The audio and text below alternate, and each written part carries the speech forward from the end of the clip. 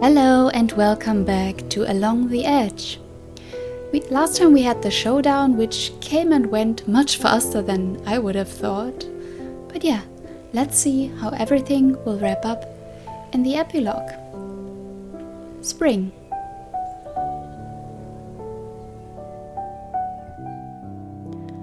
I just got the flight confirmation. I'm leaving tomorrow morning. So, will you survive without me? Mom and I are in the garden, enjoying the first of the sunshine with a coffee. Not long ago, this question, instead of being rhetorical, would have been a tricky one. Not anymore. Since the incident with Eve, the Maltaire have made themselves scarce. They say in the village that Eve doesn't leave the town hall much anymore, and that his convalescence has been difficult. I don't know what the future has in store, but I hope that the storm is finally now behind me. Daphne? Oh, sorry, Mom. Yes, sure. Don't worry. I think I'll manage without you. We're interrupted by Frank, back from the courthouse. He comes towards us with a smile that must mean good news. So, what's the verdict? He was acquitted. With a number of witnesses who testified in his favor, the judge had no choice.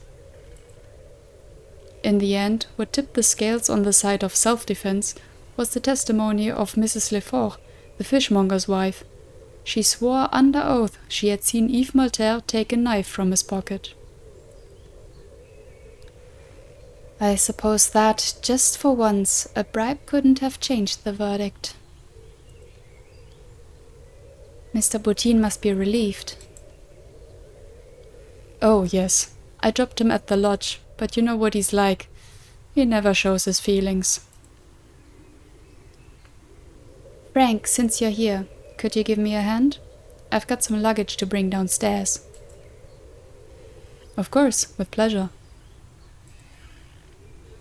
I watch them as they go inside. I pour myself another coffee and sit, lost in thought.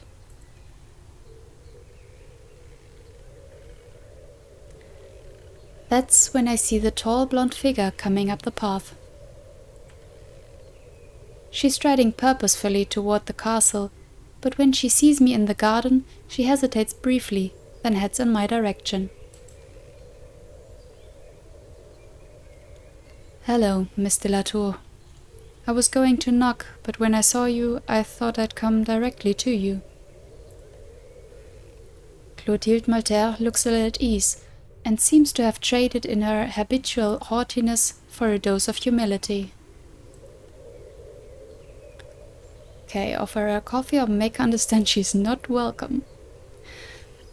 Well, if she's coming here not accusing us or anything right away, let's be polite. Clotilde, what a surprise. Can I offer you some coffee? No, thank you. But if you would give me a minute of your time... I'm listening. We have nothing to say to one another? No. What can it hurt at this point? A sigh escapes me as I wave her to take a seat. I'm listening. Daphne, I have to admit I underestimated you. I never would have believed, on seeing you, that you could have stood up to my husband for so long, or that you would make yourself so popular in our little community. Come on, Clotilde, stop trying to butter me up. Apologies don't suit you. You're right. That might be because I haven't had to apologize for anything for a very long time. Anyway, as you might have guessed, I'm not here for that. I'll cut to the chase, if you don't mind. As soon as Mr. Bourtine's trial finished, I came straight here. The verdict wasn't a surprise, and I've been mulling this over for a while now. You know my husband. He has his shortcomings and his good qualities. I suppose you don't see it like that, but I promise you, Eve has a good heart, despite what you might think. I'm about to interrupt her, but she stops me with a wave of her hand. Please, Daphne, hear me out before you start insulting me. I'll tell you something that might surprise you. I've never really believed in all these tales of witchcraft. Oh, I can see their benefits, but let's be serious for a minute. How can you say that? I'm not so sure myself. At this point, I think we are pretty sure. Yeah, I mean, this sounds a bit rude, but we're not going the scientific route at this point. How can you say that? After everything I've experienced since I arrived, there can be no doubt. You're entitled to your beliefs, Daphne, but let me ask you. What proof do you have that anything truly supernatural happened? Since you arrived, what's actually happened? A car accident and a chimney fire?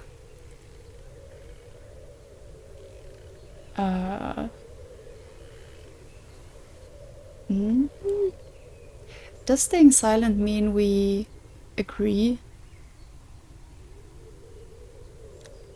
I don't want to sound like a crazy person by arguing like, no, supernatural things caused the car accident. Like, of course we can't prove that.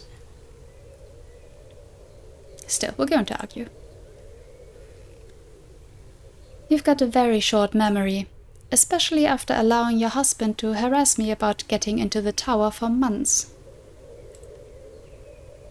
Her face takes on a careful blankness. I decide not to antagonize her. Well, not yet. Anyway, I don't suppose you're here to talk about my beliefs, are you?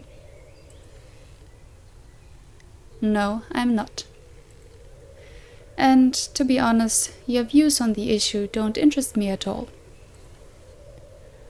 However, you may have noticed that my husband is a true believer. And the recent events between you and us really took a toll on him, you know. I don't think he'll ever forgive you for making him ridiculous in front of the whole village. And now, with the judge's decision, he got what he deserved. I only defended myself. I mean, I didn't do anything. But I did defend myself, sure. I'm sorry if I bruised your husband's ego, but I was just defending myself. You're right, Daphne, and believe me, I deplore that things have come to this pass as much as you do. I just want this to be over, once and for all. Neither of us have anything to gain by keeping this animosity alive. I know I can make my husband listen to reason, but for that, I need you to meet me halfway, Daphne. Do you understand? What I suggest is that we unite our two families and end this old quarrel once and for all. Sorry? You heard me. I know my son has a great regard for you. What I'm suggesting is a marriage of convenience. A marriage of convenience. Are you joking? Firstly, we're not living in the 19th century. And second, I'm already engaged. How could you think I would ever break my engagement for... I'm lost for words. Oh yes, I'd forgotten that detail. I suppose you're referring to your plumber. What was his name? Francis, is that right?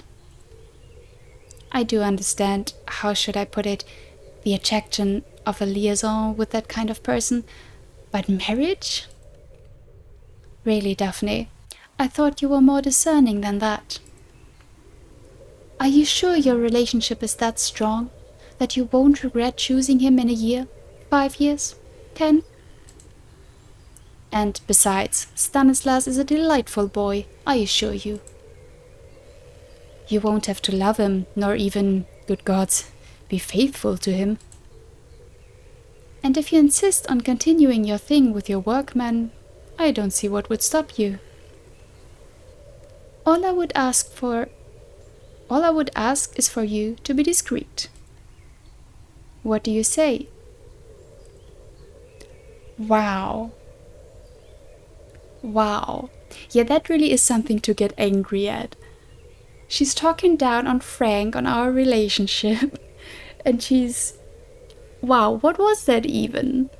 Like, even if I had a higher opinion of Stanislas, which I don't, I mean, he seems to be an okay guy, but yeah, we we know his bad sides. So, but still, what the fuck? Honestly, what the fuck? Also, would be very curious to see how this would have played out if we were already dating him. Interesting. Yeah, so I don't want to get worked up, but this is just ridiculous. Are you kidding me? And you somehow thought there was a possibility that I might agree?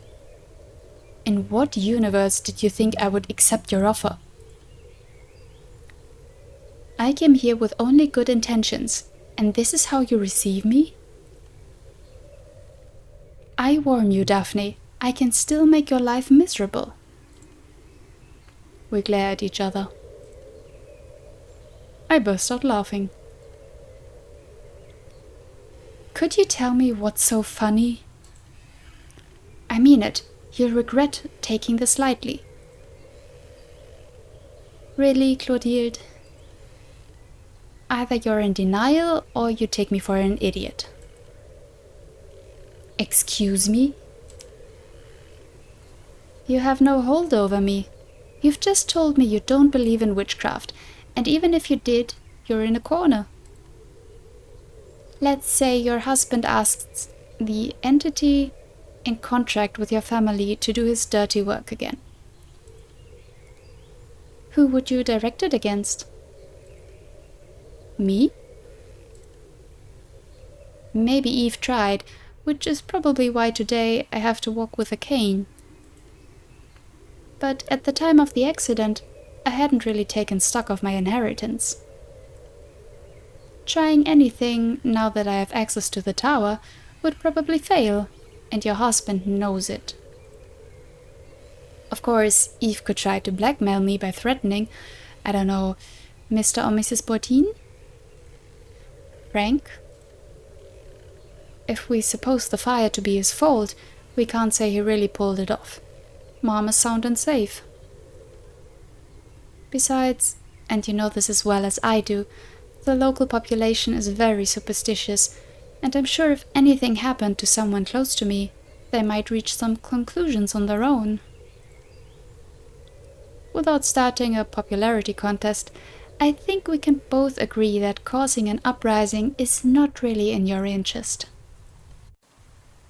Well, unless you want to deal with a riot or, I don't know, a strike at the sawmill? See what I mean? So, I don't think we have anything left to discuss.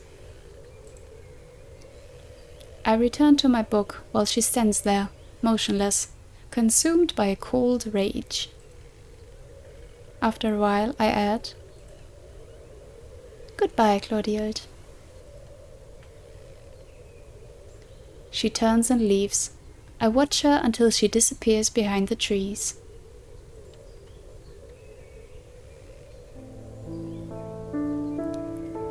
Honestly, I would have suspected for her to try something to get to the tower still, but not that bullshit with her son. That's, wow, just rude. haven't seen Clotilde since that spring day. A couple of weeks later, the news of Yves's death began to circulate the village. He'd hanged himself in his office at the city hall. Clotilde left the area without a word, taking most of the assets the Maltaire had accumulated for generations with her. Little by little, people began to talk, and Yves's shady deals were revealed. Rapidly, the Maltaire name was no longer a synonym for respect and fear on the lips of the villagers. Time passed. The days are longer. Little by little, the summer heat arrived to warm the old stones. In August, there were rumors about the financial instability of the sawmill and its eventual closing. There was a climate of anxiety on the village. After all, it was the first time in more than a century that the population couldn't look to the Maltaire, either to guide them or as a scapegoat for their troubles. In the end, even if the Maltaire were the architects of their own demise, it left me with a bitter taste in my mouth. As for me, I focused on the family legacy. I did everything I could to revive the old traditions. I reopened the tower, and pilgrims from all walks of life came, little by little, to the castle. The weird nightmares became less and less frequent until they stopped entirely. I don't know what happened to the strange beast I'd seen in my sleep, nor if it really existed. I had to bow to the evidence, the legends, the magic, the miracles. I still wonder if all of this wasn't just the fruit of my imagination. In the end, my role in the village has more to do with being a guide than a magician. I help people far more by talking and, of course, listening than by performing rituals or summonings. I admit that I don't have the heart to curse someone just to check the efficiency of my supposed powers. The main thing is that I finally feel I found my place, my role. Opening the doors wide open so that the old knowledge isn't lost. So that I'm not the last representative of my kind. So that everything won't stop when I'm no longer there. Frank and I are still engaged. It's not always a bed of roses between us, but I know he's the love of my life. There's no wedding on the horizon, but he's not in a hurry, and neither am I. I think that after everything we've been through, we don't need any symbolic link to promise each other support and fidelity. We have all our lives before us. Could things have turned out differently? I wonder about that from time to time.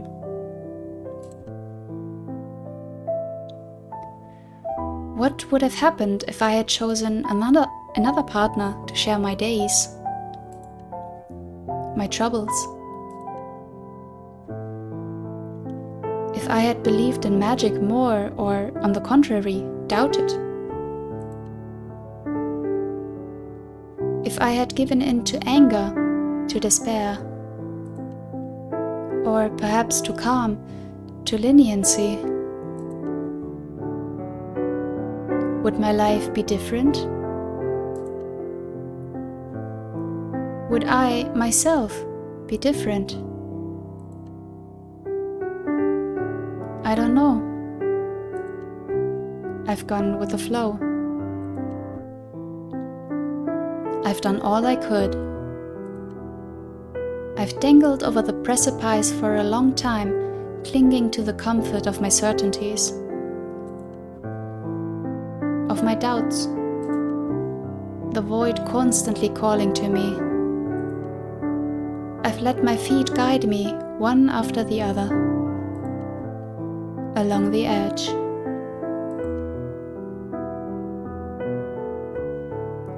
Achievement unlocked, prodigal daughter.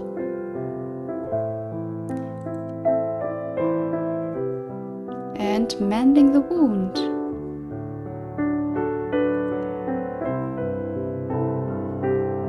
Hegemony.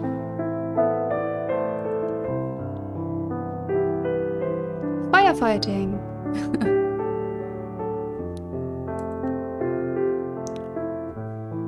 Frozen. BFF, aww, that's nice. The voice of reason. Like a virgin? Okay. All these achievements popping now. Seeing dead people. That's great. Yeah, and that was it. Can we have a look at the achievements here? Still a lot to see, yeah. Okay, this was a big one. Interesting. Yes, this was it. That was Along the Edge. And yeah, all that wondering at the end what could have been. This game has a lot of replayability, it seems. So according to the shop page, there are 6 ways for this game to end, 3 possible love interests, and many variations, like what can happen to the side characters and all that. And yeah, I will definitely replay this by myself and check out everything else, like what happens if you go for the scientific mindset, if you go for a different love interest. Yeah, super interesting. I really like this game. Yeah, and if you want to play it yourself, I put the link to itch and Steam in the description box below. And I saw the game is also available for Nintendo Switch and iOS, so hopefully y'all that want to are able to play it on some platform. Yeah, but that's it from me. If you liked, please leave a thumbs up, leave a comment, and consider subscribing to my channel for more games from me. Until next time, bye bye!